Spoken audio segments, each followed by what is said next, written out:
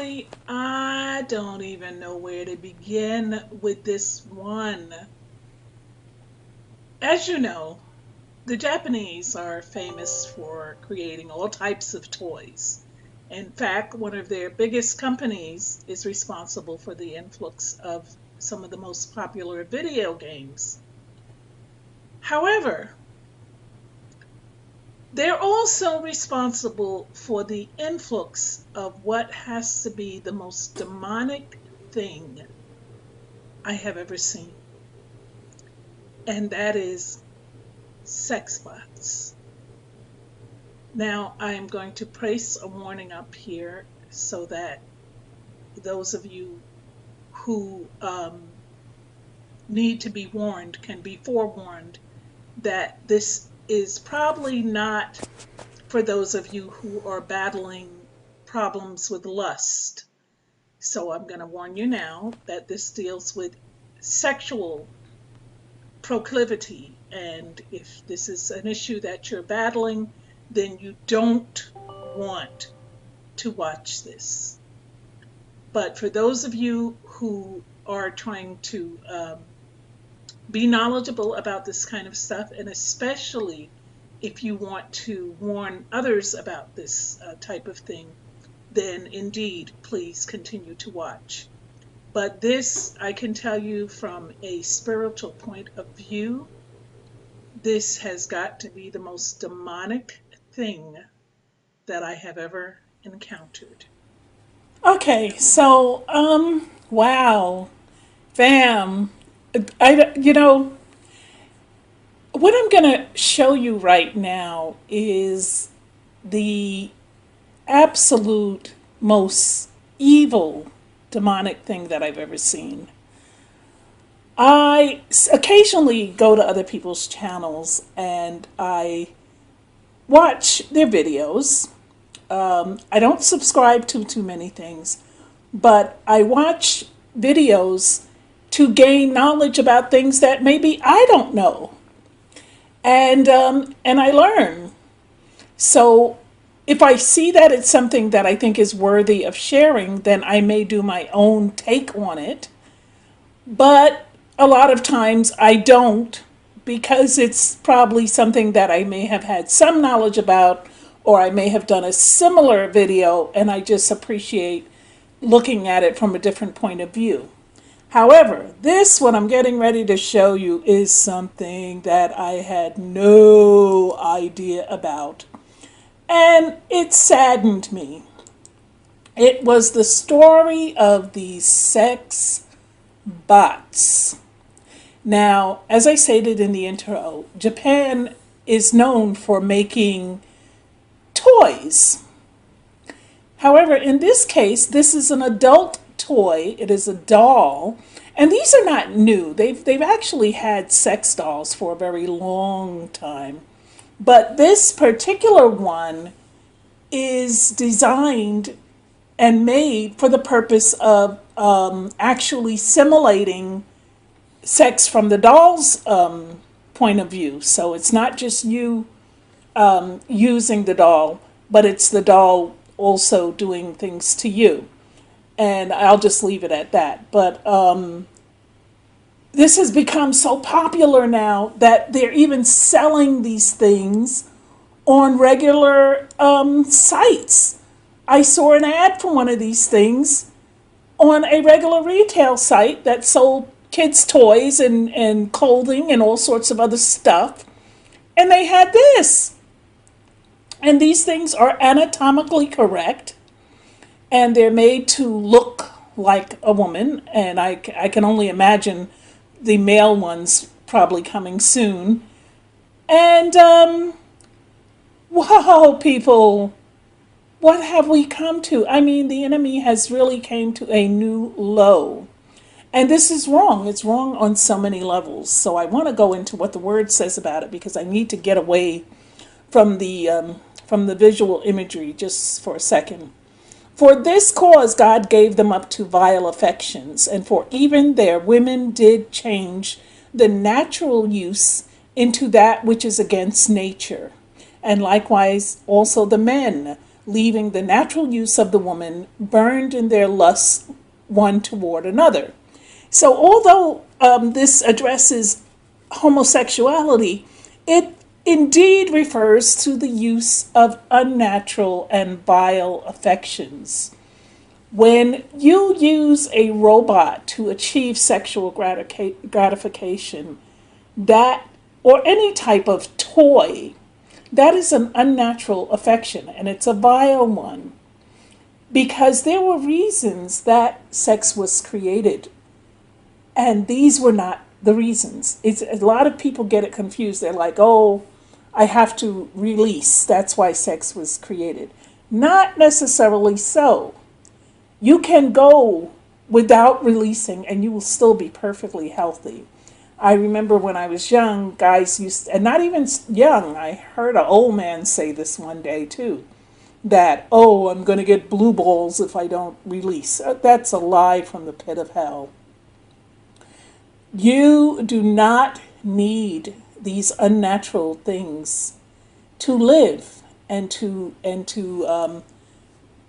have a complete life. This is not what the Creator intended sex for. The major and number one reason sex was created was for procreation. And you can't do that with a robot. The other reason that sex was created was to bond a man and his wife. So this is why when you have sex outside of marriage, you have things like soul ties formed, because you are now bonding with someone who may or may not marry you, and as a result, when the relationship is broken, one person feels that they can't let go, because that bond has been created through the sex act. And this is why some people they go crazy. I see it all the time where someone is insane over the other person because of the sex. And this is why the Lord clearly speaks against sex outside of marriage, because it is a bond, and it creates a bond, or, like I said, a tie, a soul tie. And if you're soul tied to someone who does not want you, it's a horrible thing, because you go through your day in and your day out and you're obsessed with this person because you broke one of God's natural laws, which is to not commit adultery or to fornicate. And I speak from knowledge. You guys have heard me in my past videos. When I was young, I was the town whore. I didn't know any better because I grew up with this type of thing. I guess from being molested as a child, I began to equate sex with love. And this happened in a foster home with people that I knew were not my family. So I thought by this man abusing me, that made, in my child's mind, it interpreted as, oh, well, someone loves me, someone wants me, someone finds me desirable. And as a result, I kept repeating the behavior until I learned better. So this ties into this unnatural act with this machine. You are now eliminating any chance of finding a real relationship because your immediate need is being met. So the gratification that you get from this thing eliminates your need for a woman in your life, because this thing is providing what you think and what you in your mind are led to believe is all that you need, when in fact it is not all you need. You need Jesus, you need Christ, you need Yeshua. So God created man in his own image, and in the image of God created he him, male and female created he them. And God blessed them, and God said unto them, be fruitful and multiply and replenish the earth and subdue it. Fam. Marriage is honorable in all, and the bed undefiled, but whoremongers and adulterers God will judge. I can only imagine, that there are people who are in marriages who have these things locked away somewhere, and when they're not being sexually fulfilled in their marriages, they come and pull this thing out of the closet and they use it as a replacement for the unattentive wife. That is adultery. Even though it's not a human, you are substituting something. And with the adultery, there's a verse, and I'm sorry that I didn't pull it up, but it says that if you even look at someone with lust, you have committed adultery in your mind. So by looking at this sex bot in a lustful way and having it, tuned in to do your will, you are committing adultery in the worst kind of way, because it's not even it's a inanimate object that you are using to replace the wife. And so you have thus defiled the marital bed with this thing. Not to mention, I don't know if the thing is battery operated or if you plug it in, but I would think that there might be some implications involved with using a plug-in sex toy. God forbid the thing malfunctions and the mouth feature locks on your male appendage, and then game over. Oh, God, I just can't. But for the wrath of God is revealed from heaven against all ungodliness and the unrighteousness of men who hold the truth in unrighteousness, because that which may be known of God is manifest in them, for God hath shewed it unto them. For the invisible things of him from the creation of the world are clearly seen, being understood by the things that are made, even his eternal power and Godhead, so that they are without excuse. And that comes from Romans 1, 18 through 20. So essentially what it is saying is that, we are so attracted to the unknown and to these invisible things of the world that, God sees us. Even if you're in your room in the dark and you think no one sees you, God sees you. And these things that you are doing are ungodly. They're unrighteous. There's only truth held in righteousness, not some of these you people who are doing these ungodly things. You think that you have a type of truth in your unrighteousness. You don't, because truth cannot be found in unrighteousness. Let the husband render unto the wife due benevolence, and likewise also the wife unto the husband. The wife hath not power of her own body, but the husband, and likewise also the husband hath not power of his own body, but the wife. Defraud ye not one the other, except it be with consent for a time, that ye may give yourselves to fasting and prayer, and come together again, that Satan not tempt you not for your incontinency. So I interpret this verse, and it's from 1 Corinthians 7, verses 3 to 5. I interpret this as, yes, we are beholden to our husband. As a wife, we should give due benevolence to the husband, and likewise. However, there may be a time when we do not do this. I would imagine during times when it's not sanitary, and also times when you may want to be fasting and praying, and so you want to abstain from sex. But no one should feel that just because you are abstaining, especially if it's for a holy purpose, that it's necessary to gain this gratification from another source. That is against the will of God. Family, I don't want to expound too much on this video, but I will say, and I will end here with this and then my prayer. Stand fast, therefore, in the liberty wherewith Christ has made us free, and be not entangled again with the yoke of bondage. For brethren, ye have been called unto liberty, only use not liberty for an occasion to the flesh, but by love serve one another. Galatians 5, 1 and 13. Brethren and sisters, please believe that we are not at liberty to use the introduction of these demonic things for the gratification of our flesh.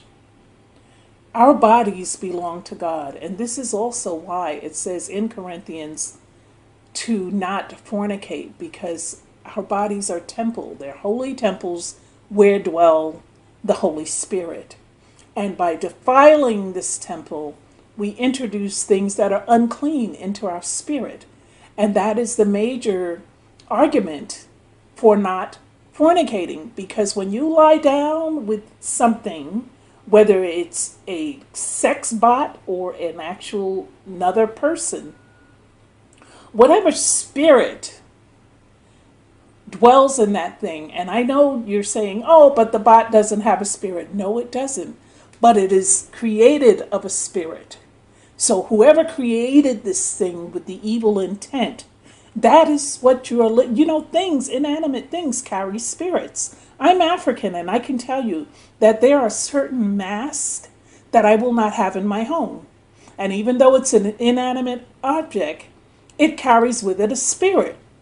There are people who make the mask who are wicked, who practice all kinds of wickedness, and therefore the spirit of that person is now attached to the object. And this is why I told you in an earlier video about some people that I knew that were having all types of, they had went on a trip to Haiti and they returned, and they had brought back some artifacts, and all of a sudden their household turned to hell. There was a lot of arguing. There was, it came almost to blows on a few occasions. The kids were acting out, and they just couldn't understand it, because prior to the trip, everything it was a loving and very Christian household. And so I asked this friend, I said, what did you bring back with you? Did you bring anything back with you? And there was this little doll that was an effigy of some type of man. And the thing looked evil, but they thought it was cute. And I said, oh no, you've got to get rid of it. You've got to get it out of your house. And I said, this probably was made by some type of witch doctor or someone practicing in the dark arts. And it has brought this spirit of contention into your house. And so the sister called me a day later. She says, oh, we tried to burn it and it won't burn. And I said, no, you've got to get it out of the house. So I'm saying to those of you who have these sex bots or who are tempted to get them, don't. Because you open doors. They're doorways to evil. And you don't want to open these doorways, because once you do, they're very hard to close. And I speak from experience, because every single thing I'm telling you, I have lived through, been through, and done that. So if I'm speaking to you from the perspective of a testimony, please believe. You don't want to open doors to entities, because like it says in the word, some of these you've got to fast and pray out. And if you're not strong, you'll never get them out. Because some of you can't even fast for breakfast. And then you've got some of you who just refuse to pray. I've had people ask me, well, how do I pray? You open your mouth and you say the words, and you talk to God just like you're talking to someone else. He will lead you. He hears you. He hears you when you're not praying. He hears all that other nasty stuff that you're saying. Trust me. You don't want to introduce these wicked things into your household. I'm going to end with prayer. Lord, this one has been difficult, because I had a lot of doubt, Lord, as to whether or not to present this. But then I realized that just like I flip through channels and look for things and look for uplifting things to view and to read and so forth, others too are surfing the internet. And so it's inevitable that the enemy is going to put things out there to draw people unto him and away from you. And not all are strong, Lord. Some are weak. Some are battling the flesh, Lord. So they need to know. They need to see this video and know what you have to say about these things and why they are not good. So many people have delusions as to why we have the feelings that we have in the physical areas that we have them and what we're supposed to do in that regard, Lord, but they have the wrong idea, and so they're giving in to carnality and to lustfulness and not preserving themselves and keeping themselves pure and holy, because the enemy has lied and told them that this is what you must do. You have to have a release, and they don't realize that for that temporary moment of release, they have opened many doorways that they will regret. They will regret, Lord. Help them to see that these things, these carnal things, are of the enemy. They're not of you. I pray for the youth who are just inundated with all types of sexual imagery and all sorts of blasphemous ideas and suggestions via the medias and via just walking out in life and seeing all of this visual stuff that leads them to lose control of their lower natures, Lord. Help them to regain that control and to not feed into these things, to learn to turn away from something that causes them to want to sin and to want to act out on these behaviors, Lord. I pray especially for the children who are in households where people who have lost control of their lustful natures are now preying on these innocent children, and they have lost their minds, these people, because they have no discernment between a child's body and a woman's body, and they do all types of wickedness, Lord. Help them to get away from the child, separate them from the children that they're harming, and get them somewhere where they can get help, Lord. Or sometimes they need to be locked up, Lord, and kept away from everybody until that demon spirit comes out, if it ever comes out. Lord, I'm so tired. I thank you. I thank you for the subscribers. I thank you for the messages, Lord. And I thank you for my strength. In the mighty name of Yeshua HaMashiach. Amen.